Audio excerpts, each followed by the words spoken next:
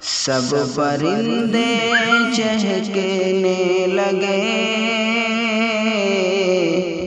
हर शजर मुस्कुराने लगा। सब परिंदे चहकने लगे, हर शजर मुस्कुराने लगा। आप आए जो घर पर मेरे, मेरा घर मुस्कुराने लगा। अस्सलामु अलैकुम वरहमतुल्लाहि वबरकातुहू।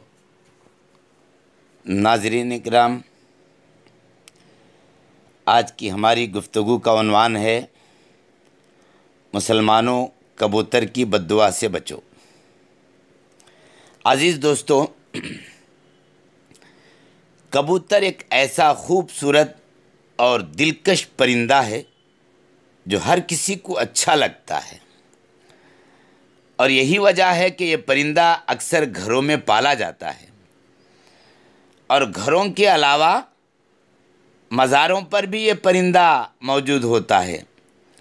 कहते हैं कि कबूतर वो जानवर है जिसके लिए हज़रत नूह अलैहिस्सलातु वस्सलाम ने अमन व सलामती की दुआ फरमाई थी। यही वजह है कि कबूतर इंसानी आबादी से उन्स रखता है, मानूस है, और कव्वे को खौफ की बद्दुआ दी जाती है। कव्वे को खौफ की बद्दुआ दी जाती है। यही वजह है कि कौवा इंसानी आबादी से डरता है। इसी वजह से लोग आज तक उसे मनहूस समझते हैं। आज हम आपको ये बताने जा रहे हैं कि घर में कबूतर पालना कैसा है और ये कि कबूतर बद्दुआ कब देता है। अजीज़ दोस्तों, कबूतर पालने के बारे में बात करने से पहले आपके लिए कबूतर की एक पुरानी कहानी सुना देता हूँ। बाज़ किताबों में लिखा है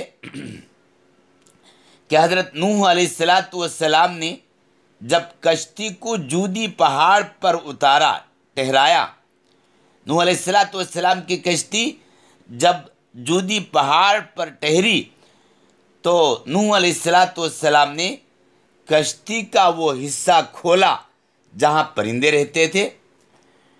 तो हज़रत नूह अलैहिस्सलातु वस्सलाम ने कव्वे से कहा कि कव्वे, जा ज़मीन को देख कर आ कि इस पर कितना पानी है, शहर कितना गर्क हो चुका है, देख कर आ।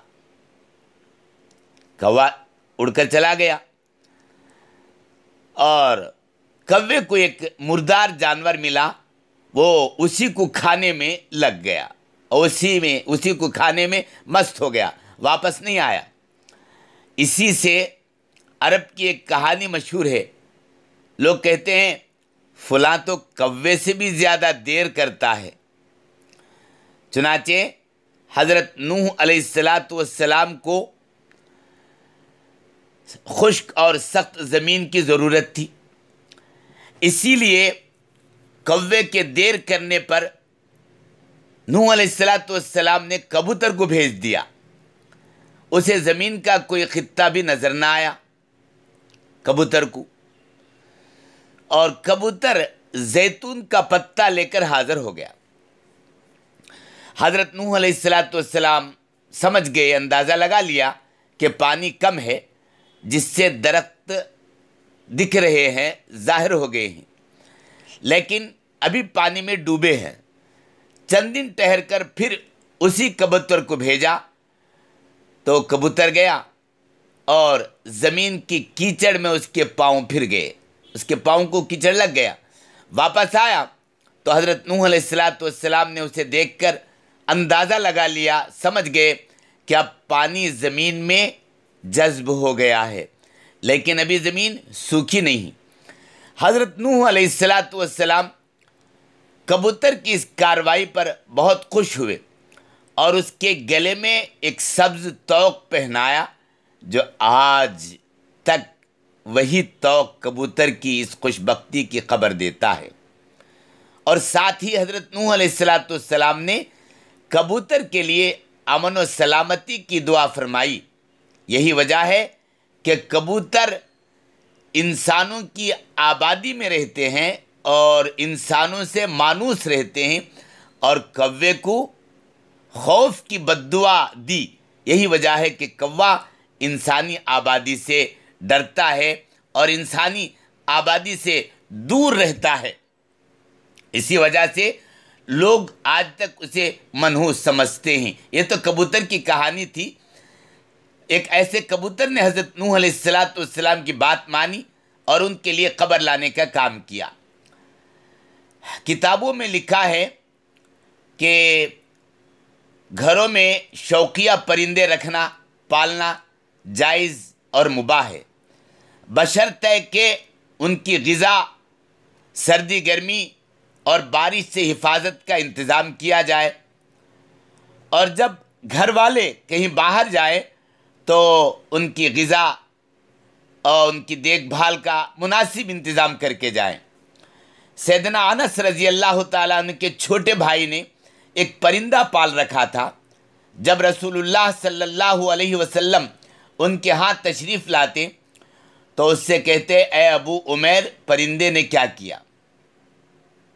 मेरे अजीज़ दोस्तों, ये हदीस इस बात की दलील है कि आप सल्लल्लाहु अलैहि वसल्लम ने परिंदे रखने से मना नहीं फरमाया। अगर घर में परिंदा पालना मना होता तो आप सल्लल्लाहु अलैहि वसल्लम ज़रूर अनस रज़ी अल्लाह ताला उनके भाई को इस बात से मना फरमाते। मेरे अजीज़ दोस्तों, मालूम हुआ कि घरों में परिंदों का पालना जायज़ है, मगर परिंदों को उनकी हर ज़रूरत का पूरा ख्याल किया जाए। परिंदों को किसी किस्म की कोई तकलीफ़ ना पहुँचाई जाए, ना पहुँचे। चुनाचे कबूतर भी एक परिंदा ही है, इसीलिए कबूतर का घर में पालना दुरुस्त है। याद रखिए कि परिंदों को सताने के बारे में ममानियत आई है। जैसा कि अबू दाऊद में हज़रत अब्दुल्ला इब्न मसूद रज़ी अल्लाह ताला अन्हु की रिवायत, एक हदीस में कबूतर का जिक्र है, जिसमें कबूतर अल्लाह के रसूल सल्लल्लाहु अलैहि वसल्लम के सर मुबारक पर मंडला रहा था और अपनी ज़बान में शिकायत कर रहा था कि किसी ने उसके घोंसले से अंडे उठा लिए हैं। हुज़ूर सल्लल्लाहु अलैहि वसल्लम ने सहाबा में ऐलान किया और एक सहाबी ने अंडे उठाना कबूल किया तो अल्लाह के रसूल सल्लल्लाहु अलैहि वसल्लम ने उन्हें हुक्म दिया कि वो घोंसले में अंडे वापस रख दें। तो इस रिवायत से मालूम हुआ कि परिंदों को सताना नाजायज़ है और परिंदों को सताने से इसीलिए रोका गया है कि परिंदों की बद्दुआ लगने का इम्कान है, एहतिमाल है। और चूँकि कबूतर भी इन परिंदों में शामिल है जो कि अंबिया अलैहिस्सलातु वस्सलाम का पसंदीदा रहा है, इसीलिए कबूतर को सताया ना जाए। कबूतर को सताना नहीं, तो अगर सताया जाए तो कबूतर भी बद्दुआ दे सकता है, लिहाजा कबूतर को सताने से बचें। कबूतर के हवाले से आपको बताते हैं, इस्लामी तालीमात इसके बारे में मौजूद है कि घरेलू कबूतर खुदा को बहुत याद करते हैं, बहुत याद करते हैं। और बाज़ रिवायतों में आया है कि किसी आदमी ने रसूलुल्लाह सल्लल्लाहु अलैहि वसल्लम से तन्हाई की शिकायत की तो आप सल्लल्लाहु अलैहि वसल्लम ने फरमाया, एक जोड़ा कबूतर का पाल ले, एक जोड़ा कबूतर का पाल ले। हज़रत जाफ़र रज़ी अल्लाह ताला अन्हु फरमाते हैं कि कबूतर पैगंबरों के परिंदों में से है, कबूतर घर में रखो, चूँकि हज़रत नूह अलैहिस्सलाम ने उसको पसंद किया है और दुआ दी है कि किसी परिंदे पर इतना प्यार नहीं आता जितना कबूतर पर आता है। एक रिवायत में मौजूद है कि जिस घर में कबूतर हों उस घर के रहने वाले जिन्नात की आफतों से महफूज रहेंगे, क्योंकि जिन्नों के बच्चे घरों में खेलते फिरते रहते हैं। जिस घर में कबूतर होते हैं वो उसमें मशगूल हो जाते हैं और आदमियों की तरफ मुतवज्जे नहीं होते। इसी तरह एक और रिवायत में है कि कबूतर का जो पर घर में झड़ता है वो शयातीन की नफ़रत और भागने का सबब होता है।